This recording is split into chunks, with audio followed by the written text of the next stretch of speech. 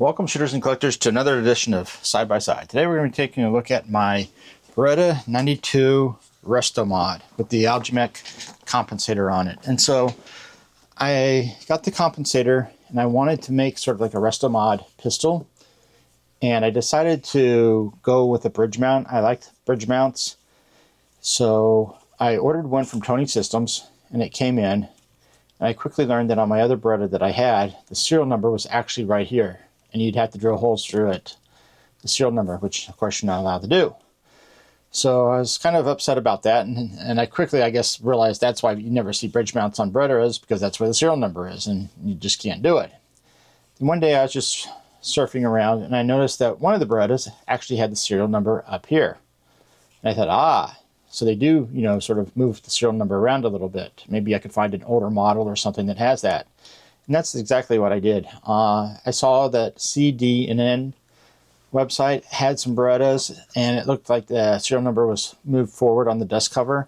So I called him up, spoke to him, real nice fellow. He actually went and looked and said, yes, the serial number is up there. So I ordered one, got it in, sent it off to my gunsmith with the mount so he could drill and tap the frame. And he decided to test fire it first. And he said, oh, we got a problem. I'm like, what is it? And he's like, well, there's a head, most likely a head spacing issue because it's bulging the back of the primer a little bit. And so he goes, what do you want to do? And I'm like, well, I called CD&N and they said send it to Beretta. We sent it to Beretta. About 2 weeks later, they called back and said, oh, we looked at it, we fired it, there's nothing wrong with it. And then the gunsmith's like, well, what do you want to do? And I'm like, well, if it's a head spacing, maybe I'd just get a different barrel at a later time. So that's what we did. He went ahead and threaded it, drilled the holes, started the frame and everything, came back. I put the mount on, looked great. Did some other fiddling with it, had to take the frame, or the bridge mount off a few times. And in the process, what did I do? I stripped the threads on the mount. And the Tony System screws, the threads are very, very fine. So the threading on the frame is very, very fine. And it was quite easy to do. And I'm ashamed I did it, but I did it. So I had to get some bolts or, some screws that with less fine, more coarse thread. And I did that, got the frame rethreaded again. And then at the same time, I also had to send this out to a buddy of mine who made the holes bigger because the heads are now bigger on the screws. So that's why it's a little shiny in there a little bit. Maybe you can see. And so got that back, got it all on. And just for your information, the dust cover on the inside, I can't take it apart here, but it's very thin. The dust cover on the inside on the frame, it's very thin here, and then back here it gets a lot thicker. There's more to it. And then the other issue is it's aluminum, not steel. So that's why it's also very easy to strip out. So I think once I get everything set up and the way I want it, I'm just going to put some, a lot of Loctite on it, lock it down, that's it. And that's how, until I do a complete tear down on it, I'll just, clean it from the front and hope for the best and all, and try to keep the rails oiled as best as I can. So that's the first issue I came to. The second issue I came to with this mount is once I got it on, I pulled the slide back and it didn't look right. And I was trying to figure out what happened. And sure enough, figured it out real quick. The front sight was hitting the mount. So it's like, oh, great. Now what? So obviously I had to grind the front sight off right there. So it got ground off there. I didn't do the greatest job, but it's fine.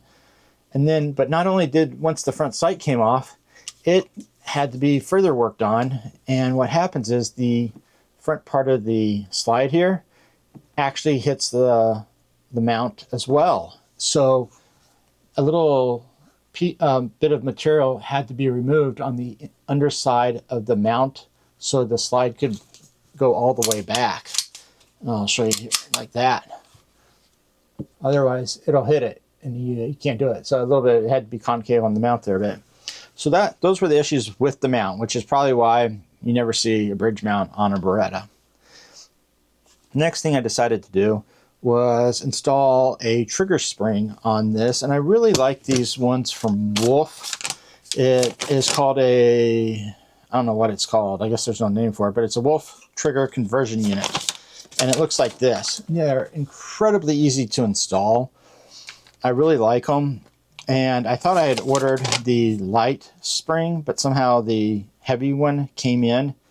And then I ordered another one, and then they're back ordered. So I'm waiting on it.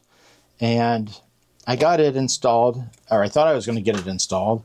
And on the Beretta, the one that I had purchased from CD&N, it has this trigger on it. And as you try to put this piece here in it, you can't, because there's metal and plastic at the back of the trigger. And had I bothered to read the instructions, it says at the very top, I didn't even, unit will not fit newer Beretta pistols with polymer triggers, right there. So you have to get the older style all metal trigger. But that did not deter me. I was going to get this spring in no matter what. So I got the good old Dremel out, and I just started cutting out the back of it here. And I was able to get it in. It is easier to squish now, though, you can see. So I don't know if that's the greatest thing in the world. Get it all in and everything.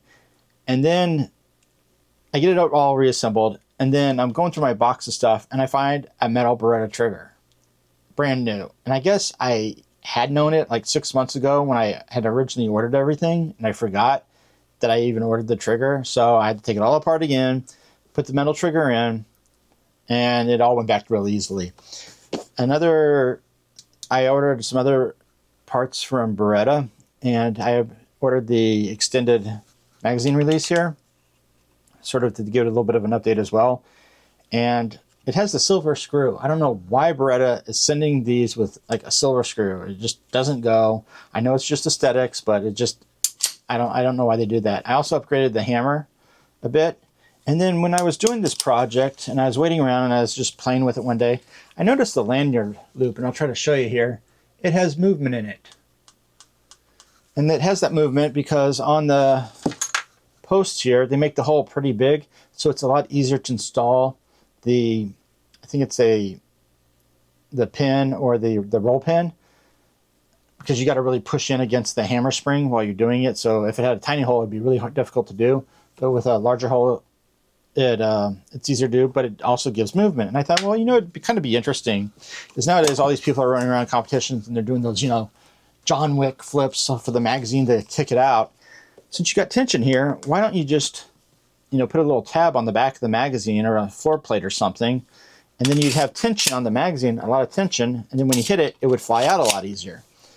And to show you, like when I push the magazine here, that's where the magazine comes to on this one. So while I was waiting for the parts to show up and everything, I went ahead and I just did something temporary, and I got an extended mag and I ground it down a little bit, the plastic here, and then I put this ring on it, and it sort of acts as the tab, and it goes in and it presses against the lanyard loop right there. And you gotta like hit it in good to get it to go.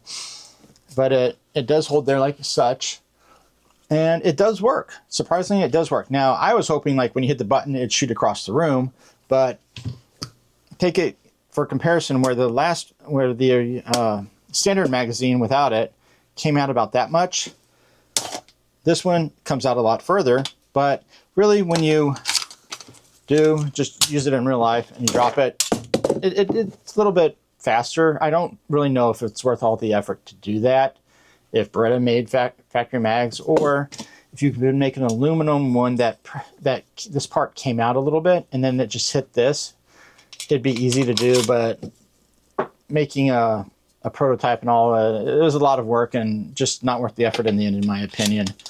The final thing I'm going to do, since I'm not using this method here with I'm going to add a mag well to it and just use the standard 15 round magazines and maybe put these little base pads on it as well. What's odd about these base pads though, I don't understand this. Maybe somebody can explain this in the comments. When you put these on, they slide forward and then you have the screw that holds it in place. But yet the spring is going to fall down in here. And then if you ever take this off, you're going to have to get that spring back up into the magazine to pull it out. And I don't know, and I know like on the CZs, they have a little thing you can lift it up to pull the magazine up, but on the Berettas, they don't provide anything like that. So I don't know how that exactly is going to work. I imagine it'd be a real headache to get those out if you wanted to. So that's my video on the Restomod. If you guys have any other ideas, suggestions, or thoughts about it, or improvements, I'd like to see them in the comments. And I'll just show you the pistol one last time here. And on my other video, I did talk about the compensator a lot, and I called it ALGIMEC. And I assume that's probably the model because it does say by LA.RI.A, and that is actually the company name. But ALGIMEC, I think, was for Alfonso, like Giovanni or something, Mech. That was his name, and he put on there. So if you want to Google that, you can also Google the li.ri.a to try to find information about it online. That's my video. Thanks for watching. Have a good day.